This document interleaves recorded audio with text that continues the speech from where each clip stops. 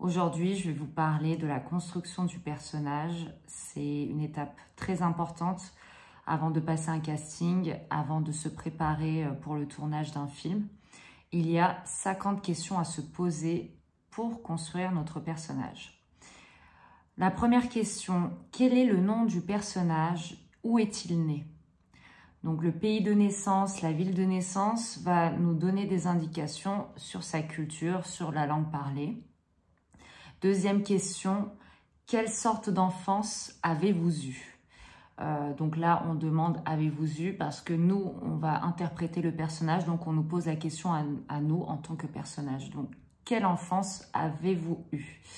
Est-ce que c'est une enfance pleine de traumatismes, une enfance plutôt heureuse?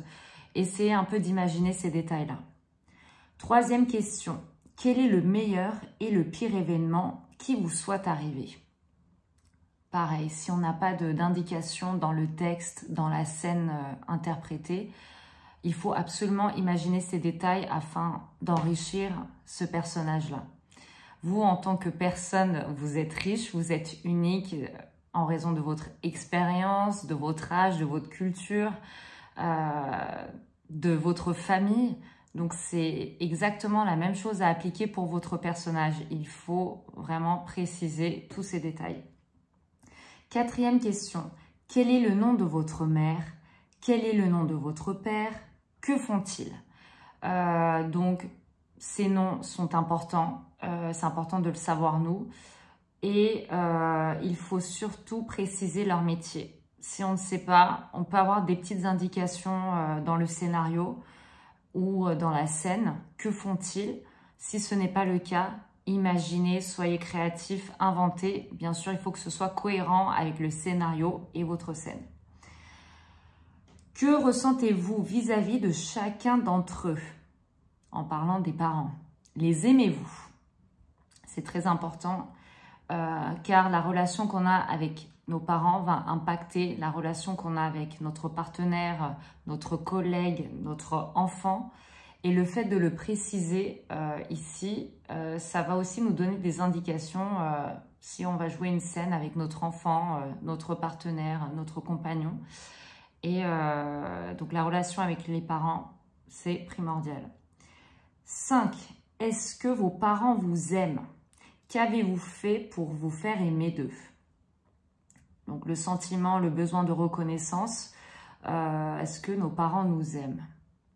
On aimerait que ce soit le cas, mais en fonction du scénario qu'on lit, des fois, malheureusement, ce n'est pas le cas. Et on peut comprendre pourquoi. Si nos parents ont eu une enfance malheureuse, compliquée, c'est très difficile pour eux de transmettre ce sentiment d'amour parce qu'ils ne l'ont pas eu eux-mêmes. Donc, s'ils ne connaissent pas ce sentiment, comment transmettre un sentiment qu'on ne connaît pas? Voilà. Et le but, en fait, c'est de créer de l'empathie par rapport au personnage, par rapport à sa famille et de le comprendre. Le but, c'est absolument pas de juger notre personnage. 6e question, avez-vous des frères et sœurs? Quels sont leurs noms? Que font-ils? Quels sont vos sentiments pour eux? C'est exactement la même chose que les parents. On est censé avoir ce sentiment d'amour, mais il peut y avoir aussi de la jalousie, de la compétition entre frères et sœurs. Donc précisez, puis alimenter un peu cette histoire avec des événements que vous pouvez créer. Par exemple, dans votre enfance, votre sœur ne vous a jamais supporté. Voilà, vous pouvez détailler un peu cet événement-là. 7e question. Qu'est-ce qui vous fait rire? Ce qui vous met en colère?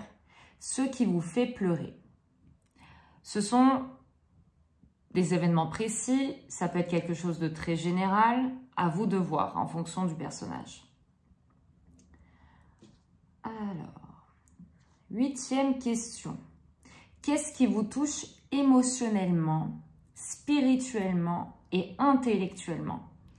Ce sont quand même 3 mots différents. Émotionnellement, donc qu'est-ce qui me touche émotionnellement? Quelle situation, quelle personne me touche émotionnellement?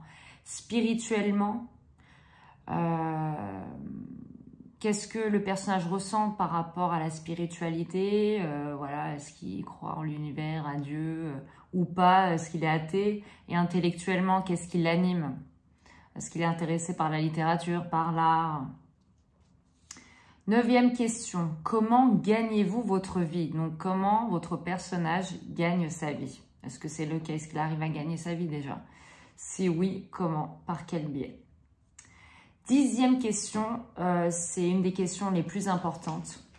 Où êtes-vous dans la scène? Si vous travaillez une scène en particulier, par exemple dans le cadre d'un casting. Comment ce lieu et le moment où la scène se passe ont un impact sur vous et sur la scène?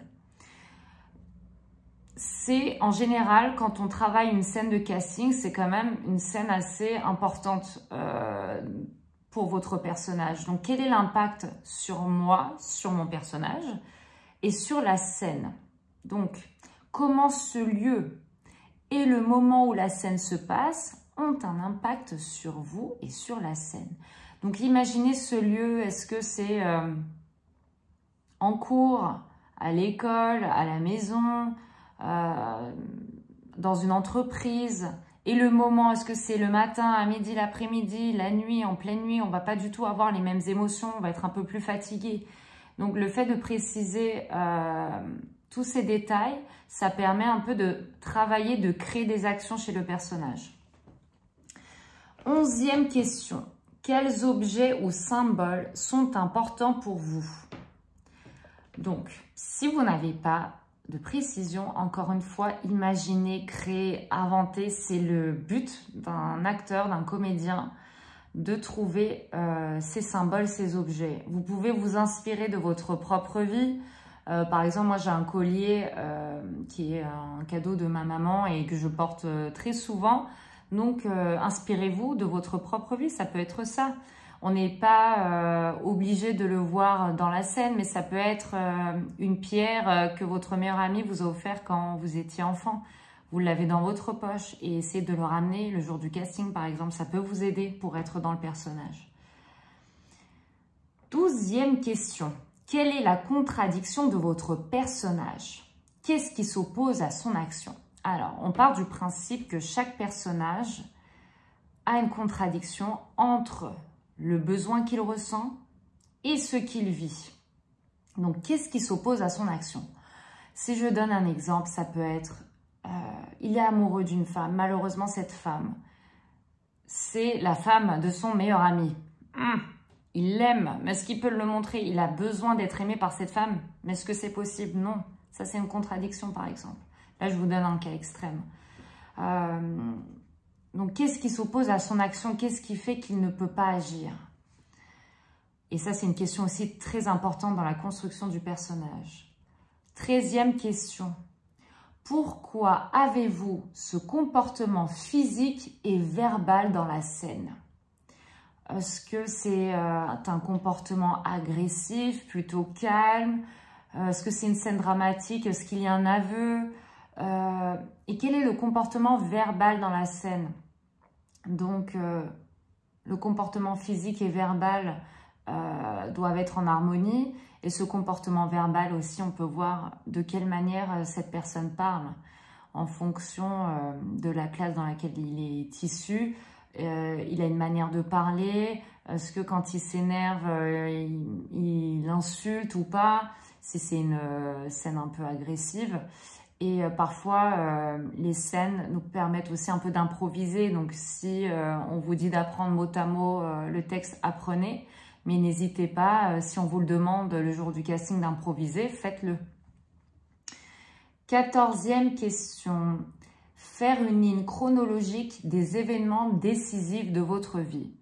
Donc, si vous avez qu'une partie du scénario, juste 2-3 scènes, vous pouvez imaginer, même si voilà, vous n'avez pas le scénario complet, imaginez les événements décisifs de la vie de ce personnage en fonction des éléments que vous connaissez.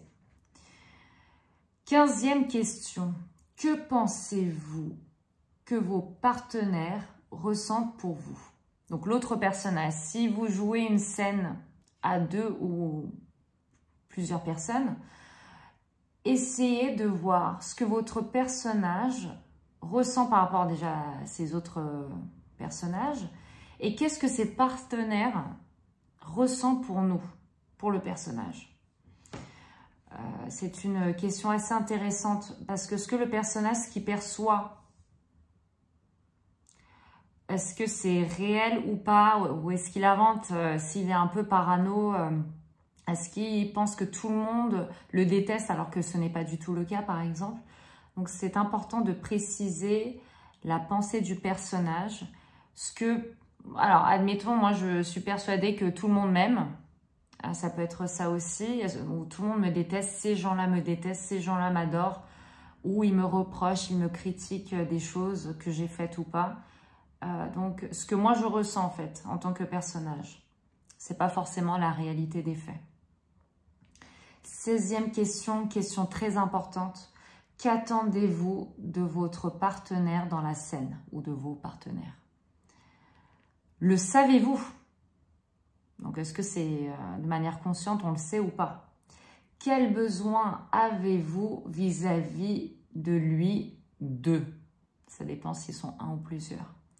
En général et immédiatement. Donc, qu'attendez-vous de vos partenaires dans la scène? Le savez-vous? Quel besoin avez-vous vis-à-vis d'eux? En général et immédiatement. Donc, le besoin, c'est l'exemple par exemple que j'ai donné tout à l'heure. Si c'est un besoin d'amour, un besoin de reconnaissance, le préciser. Pourquoi? Est-ce que je ressens de l'amour pour cette personne parce qu'elle ressemble à ma mère et j'ai jamais pu créer un lien avec ma mère? Donc c'est assez intéressant de comprendre ces points de vue. C'est aussi de la psychologie. C'est pour ça qu'en général les comédiens ils s'intéressent aussi à la psychologie. Et si c'est pas le cas, essayez de lire des livres sur la psychologie. Ça va vous aider pour la construction de votre personnage. C'est notre première vidéo. Donc, je ferai une deuxième vidéo à partir de la 17e question pour parler des 50 questions. Merci.